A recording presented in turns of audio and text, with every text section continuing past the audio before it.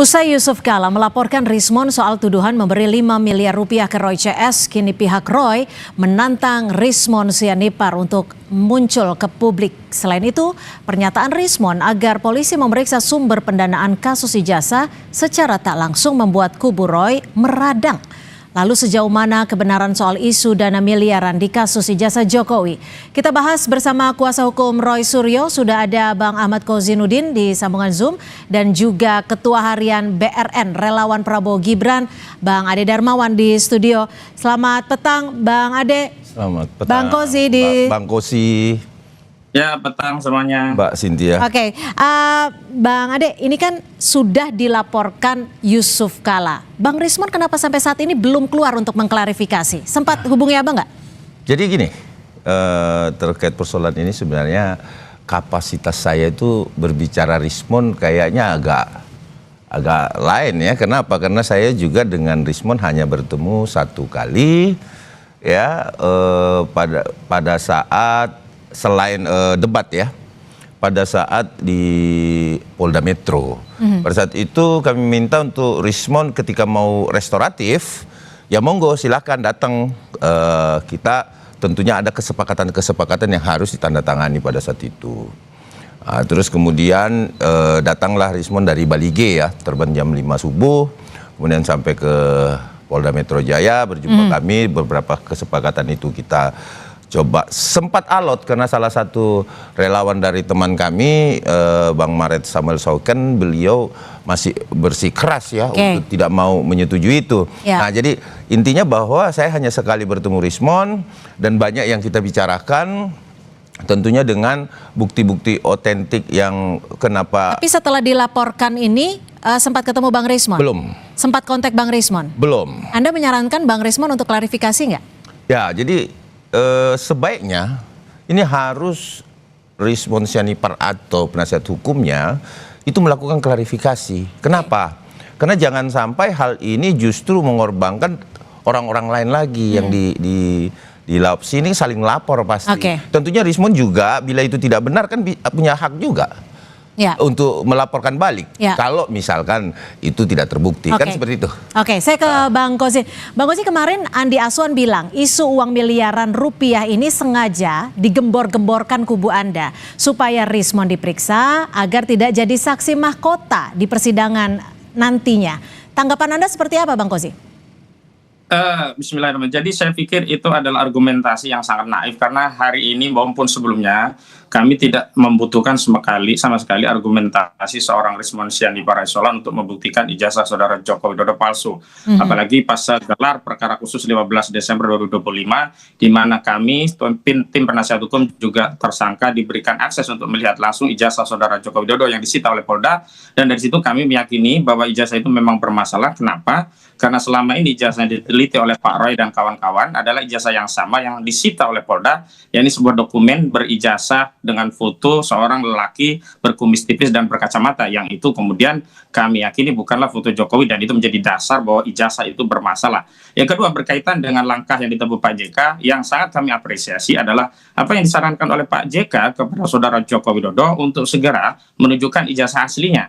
Karena berulang kali seluruh rakyat meminta itu, dan sudah ada presiden yakni Pak Asrul Sani memberikan contoh teladan yang baik sebagai seorang negarawan untuk mengakhiri polemik berbangsa dengan menunjukkan ijazahnya. Tapi langkah itu tidak pernah ditempuh oleh saudara Joko Widodo. Justru saudara Joko Widodo mengambil langkah yang panjang dan melelahkan dengan merahkan sejumlah buzzer, termasuk orang-orang yang tidak ada kepentingan dan kaitannya dengan perkara ini, untuk melakukan tindakan-tindakan yang mengalihkan pada substansi perkara, yakni masalah ijazah. Masalah dana ini kan mengalihkan dari substansi perkara. Padahal kalau fokus pada substansi perkara, kita justru sudah sangat siap untuk membawa perkara ini di persidangan. Kenapa? Karena yang dibutuhkan hanyalah forum persidangan untuk mengamplifikasi keyakinan kami bahwa ijazah itu adalah ijazah palsu. Karena dengan adanya persidangan, maka seluruh rakyat, setidaknya orang yang ada di persidangan, ya peserta persidangan yang kemudian disiarkan oleh media, memang bisa mengakses langsung ijazah yang selama ini konon menurut Jokowi akan ditunjukkan SD, SMP, SMA di pengadilan.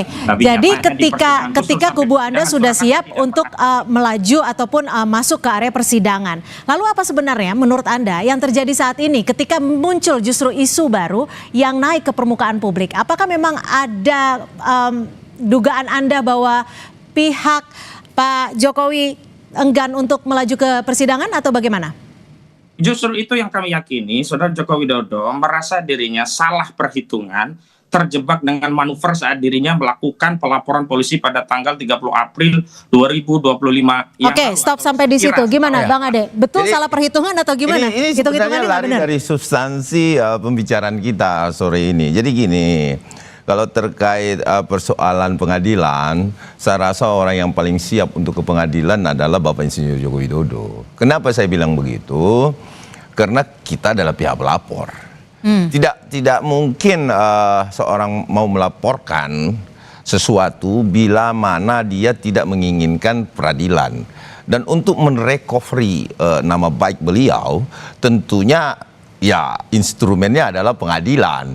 Nah, sehingga saya rasa apapun yang diucapkan dari kuasa hukum kubu Roy itu pasti seperti itu. Dengan trik bahwa ini tidak berani lah. Tetapi kalau tidak berani kan kita tidak mungkin melapor dari awal. Intinya bahwa kemudian teman-teman ini merasa bahwa tidak beraninya Bapak Insinyur Jokowi karena adanya P19 dan lain sebagainya serta ada restoratif justice. Perlu saya ingatkan bahwa restoratif justice itu adalah instrumen hukum, disediakan oleh hukum untuk bisa dijalankan atau tidak diterima, tentu dengan kesepakatan. Nah, kesepakatan ini sudah ditempuh oleh Rismon. Kita kembali ke situ kalau kita berbicara itu.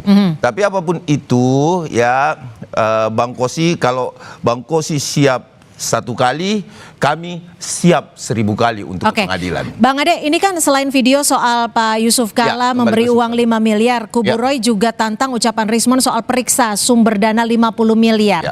Dan di balik kasus ini, saya mau tahu sebenarnya sejauh mana sih dari pihak Anda mengetahui soal isu uang ataupun aliran dana di balik isu ini? Nah, dari media sosial yang beredar, ya banyak sekali yang mengedarkan hal-hal seperti ini. Saya pun melihat sempat juga terpancing kok Bapak Yusuf Kalla sebagai seorang wakil presiden 2 periode dan kaliber dalam politik. Betul. Ya kan, ini ikut-ikut serta. Tetapi ketika diamati dan sudah diklarifikasi dan Pak JK sendiri melaporkan, tentunya kami merasa lega dan tentu mendukung setiap kegiatan-kegiatan yang melanggar hukum. Artinya termasuk mendukung nggak ucapan Pak JK yang meminta bahwa Pak Jokowi langsung saja tunjukkan ijazahnya supaya nggak semakin panjang gitu. Saya rasa Pak Yusuf Kalla pada saat itu mengucapkan itu karena namanya beliau sibuk dengan kesibukannya, tidak update dengan persoalan. Karena kenapa? Kalau berbicara itu tentunya saya bisa menjawab Pak JK bahwa tidak perlu lagi kita menunjukkan karena itu sudah menang di KIP dan itu sudah jadi konsumsi publik, ya toh? Itu yang pertama, bahwa sidang KIP mengizinkan itu, bukan hal rahasia lagi loh ya. Terus kemudian yang kedua adalah UGM. Pak JK harus juga mengetahui itu, bahwa di UGM pun itu sudah disampaikan. Ada beberapa teman-temannya Bang Kosi mengatakan tidak pernah mengatakan asli, tapi kami melihat ada video jelas-jelas Rektor UGM menyatakan asli. Jadi hal-hal ini adalah maintenance isu ya. Nah, sehingga saya tetap mendukung Pak JK mengambil langkah hukum, tetapi tentunya harus melaporkan akun-akun tersebut. Nah, akun-akun ini memang harus diungkap karena ini akan membawa norma-norma jelek di mata masyarakat, apalagi yang sekaliber Pak Yusuf Kalla. Kalau kemarin Mas Roy sempat mengucapkan bahwa isu ini, isu soal ada aliran dana di balik isu ijazah Jokowi ini sebenarnya justru datang dari pihak Pak Jokowi. Bagaimana Anda mencerna itu? Saya rasa itu mungkin karena pembicaraan ya, yang dilakukan antar pertemuan ya.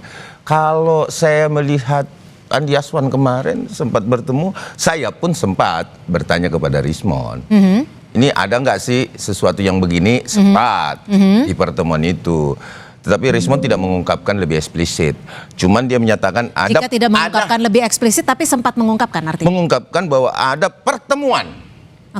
Ya, yang dihadiri oleh Rismon. Tapi tanda kutip kita nggak mau membuka ini, biar Rismon sendiri. Rismon dan siapa? Pertemuannya Rismon dan siapa? Ada seseorang yang ya katanya sih pernah menjabat ya. Tapi ya menjabat sebagai? Jangan. ini Mbak Cynthia dari kemarin paling jago mancing saya. Cuman biarkan Rismon dan pengacaranya yang menyampaikan itu. Karena saya rasa saya bilang sama Rismon bahwa kalau memang satu kebenaran, kita jangan menabrak